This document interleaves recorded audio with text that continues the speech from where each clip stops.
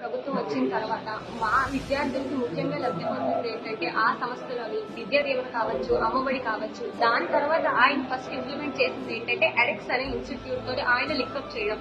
మాకు jobs facilities అనేవి చాలా పెరగడం, అదే ఇంటర్న్షిప్ లోనే ఆ కోర్స్ అనేది జాయిన్ చేయడం వల్ల దాదాపు 2000 కోర్సులు మేము ఉచితంగా నేర్చుకోగలుగుతున్నాం. అదే కోర్సు మేము బయట నేర్చుకోవాలంటే ఒక కోర్సుకి 2000, 3000 తీసుకుంటున్నారు. అదే మేము ఒక మిడిల్ క్లాస్ స్టూడెంట్ అవ్వచ్చు, మిడిల్ క్లాస్ పేరెంట్స్ అనేది అలాంటివి పే చేయలేదు. అలాంటిది ఇప్పుడు మేము డిగ్రీ అయిపోయిన తర్వాత ఏ కోర్సు నుంచి ఎక్కడికి వెళ్ళాలి, ఏ కెరియర్ ఆపర్చునిటీ అనేది ఎంచుకోవాలి అనేది ఈ ఎడెక్స్ సంస్థ ద్వారా ఏ కోర్సు నేర్చుకుంటే తర్వాత ఏ దాంట్లోకి ఏ కెరియర్ ఆపర్చునిటీస్ లోకి వెళ్ళగలం.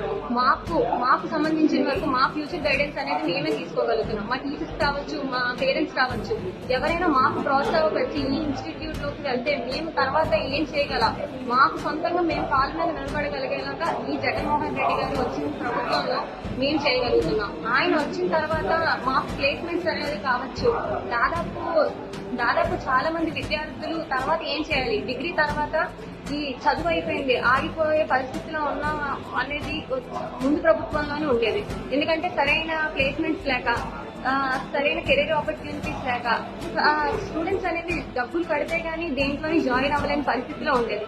అలాంటిది ఈయన ప్రభుత్వంలోని ఆయన వచ్చిన తర్వాత మేము తర్వాత నెక్స్ట్ మా సొంతంగా మేము కాళ్ళ మీద నిలబడగలిగేలాగా మా అమ్మ నాన్నకి, మా పేరెంట్స్ కి, తర్వాత నా తర్వాత ఉన్న మా తమ్ముడికి కానీ చెల్లెలికి కావచ్చు, మేము వాళ్ళకి ప్రోత్సాహపరిచి ఇలా చదువుకుంటే ఇలా మంచిది, ఈ ప్రభుత్వంలో మనకి ఇలాంటి ఆపర్చునిటీస్ అనేవి ఉన్నాయని మేము సొంతంగా చెప్పుకోగలుగుతున్నాం. మా అమ్మ నాన్నకు కూడా మేము ఎంతో కొంత భరోసా ఇచ్చి మేము మా కాళ్ళ మీద నిలబడతాము.